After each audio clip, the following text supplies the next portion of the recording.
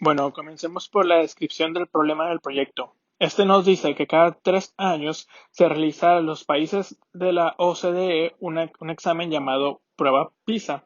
Esta prueba mide los niveles de tres distintas áreas, en lectura, en matemáticas y en ciencias. Ahora, el problema radica en que a México constantemente le va mal, que sus alumnos tienen un mal desempeño en estas pruebas y plantea la pregunta de qué podríamos hacer nosotros para evitar esto o reducir esas malas calificaciones. Para esto se nos da la tarea de crear un programa que ayude a los estudiantes a practicar para las pruebas PISA. El área que se me fue asignada fue el área de ciencias. Ahora existen 3 ciencias: la física, la química y la biología. Terminé escogiendo el área de la química. ¿Por qué la química? Porque la química tiene una tabla llena de datos de la que fácilmente se podría hacer un quiz, un examen, ya que estos datos siempre es útil conocerlos, y más en una prueba estandarizada como lo es la PISA.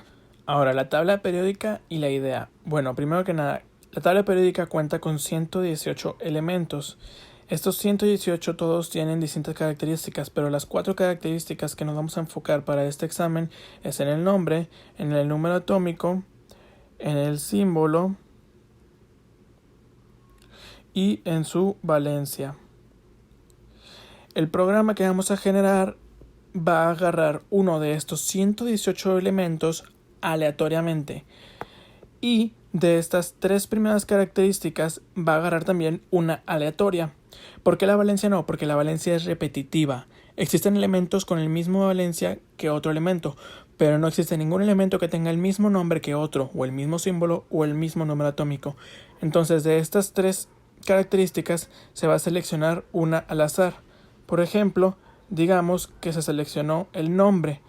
Entonces, al usuario se le va a dar el nombre de un elemento aleatorio y él tendrá que responder cuál es el símbolo, cuál es el número atómico y cuál es su valencia. Se planea que la extensión del quiz, es decir, la cantidad de preguntas, sea a disposición del usuario. Es decir, después de cada ejercicio se le preguntará al usuario si desea otra pregunta más o ya no. El proceso de creación del programa inicia en los 3 documentos de texto llamados nombres, símbolos y valencia. No hay un documento de texto para el número atómico, ya que el número atómico son simplemente los números del 1 al 118, y eso se puede generar fácilmente con un loop en el código. Estos blocs de notas contienen los datos que estaré preguntando en el programa, es decir, el valor de la valencia, el símbolo y el nombre. ¿Y por qué tenerlos en un documento de texto aparte y no en el mismo código? Porque si llegara a editar estos datos, es más fácil hacerlo desde un documento de notas externo que en una sola línea de código, que sería el diccionario, buscar ese valor en específico.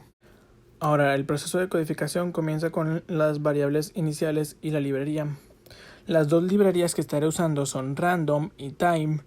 De ellas respectivamente importaré la función randint, que funciona para generar un valor entero random, y la función sleep, que funciona para detener el código por ciertos segundos.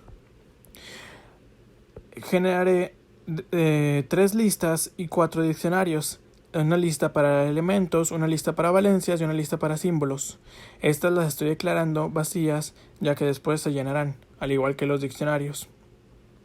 Aparte, también haré una lista que se llame ya usados, también estará vacía y se comenzará a llenar de acuerdo a las preguntas. Aquí se irán guardando los elementos que ya se hayan preguntado para que no se repitan en las siguientes preguntas, así como algunas otras variables que estarán siendo modificadas durante el proceso del programa.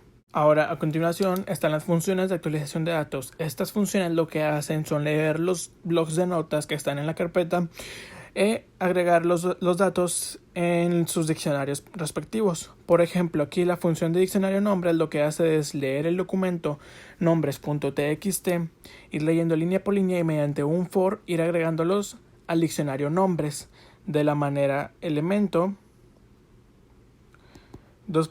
elemento. Cuando estamos hablando de los números, la forma en la que se agrega sería elemento, y el número.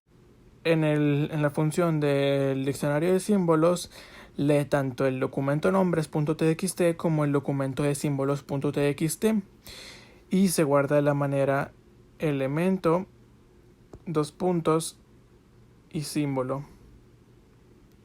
Todas las funciones se encargan de cerrar los documentos al final para no dejarlos abiertos, y estas siempre se ejecutan antes de que comience el examen para que los datos siempre estén actualizados. Las funciones de modo y pregunta. Recordemos que habían 4 características que vamos a medir: los símbolos, los nombres, el número atómico y la valencia. Bueno, al símbolo le llamaremos 0, al nombre 1, al número atómico 2 y a la valencia no la vamos a dar. Entonces, definimos una función para un modo 0, es decir, cuando se nos da el símbolo. Cuando se nos da el símbolo, lo que hará esta función es imprimir el símbolo del elemento es tal y te preguntará primero que nada te preguntará cuál es su nombre y luego lo comparará al nombre que esté en el diccionario. Si es correcto, se te suma un punto. Si no lo es, pasa a la siguiente pregunta, donde te pregunta cuál es el número atómico, realiza el nuevo procedimiento y luego te pregunta cuáles son los electrones de valencia. Y así para cada modo. Después está la función de pregunta. La función de pregunta, los parámetros que le agregas es el modo y el elemento. Y esta función, de acuerdo a ese modo, ejecuta uno de las funciones anteriores. Si la variable modo es 0, ejecuta la función modo 0.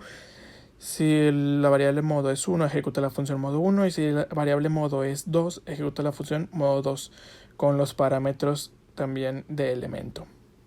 Ahora, ya definidas las funciones que estarán repitiéndose durante el proceso, la bienvenida e instrucciones prácticamente lo que te dicen es que cuando escribas un nombre, lo escribas con la letra mayúscula al inicio y sin acentos. Y que cuando escribas un símbolo, igualmente, la letra mayúscula al principio. Y que cada vez que se termine una pregunta y tengas que responder si quieres otra o no, una Y mayúscula es sí y una N mayúscula es no. Finalmente, el loop de preguntas. Mediante un while, mientras que continuar sea distinto que n, generará un número que puede ser 1, 0 o 2 aleatoriamente y se lo asignará al modo. Asimismo, se generará un elemento aleatorio que se tomará de la lista de elementos. Sin embargo, se va a preguntar mediante otro while si este elemento es parte de la lista de ya usados, ya que no queremos que este elemento se repita. Si sí se repite, generará otro elemento y así hasta que este no sea parte. Sin embargo, si la lista de ya usados llega a ser idéntica a la lista de elementos, eso significa que ya te acabaste todos los elementos, por lo que terminará el código y te imprimirá tu calificación. Si esto no es así, pasará a la función de preguntas, que introducirá el modo y el elemento y sucederá lo que ya vimos acá arriba con los modos. Después de que te pregunte si quieres continuar, si le llegas a introducir una n, entonces esto cambiará y terminará este while, por lo que te pasará a imprimirte tu calificación y el programa habrá concluido.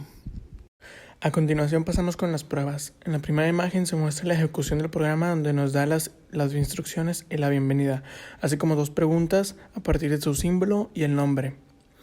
Después tenemos la segunda imagen, donde nos hace 2 preguntas a partir del número atómico y así como la calificación final al responderle que ya no queremos más preguntas. Ahora tenemos una segunda ejecución donde solamente se nos hacen 2 preguntas a las que respondemos 2 de los 6 incisos mal para ver cómo se refleja en la calificación final. Y por último se redujo la lista de elementos a únicamente los primeros 4 para así acabárnoslos y ver el caso en el que nos acabamos los elementos. Este programa en un futuro, junto con una buena interfaz gráfica, podría ser una buena aplicación para ayudar a los estudiantes a repasar los elementos químicos de la tabla periódica y así tener mejores resultados en la prueba PISA. Este ha sido mi proyecto, soy Diego Elian Rodríguez Cantú. Muchas gracias por su atención.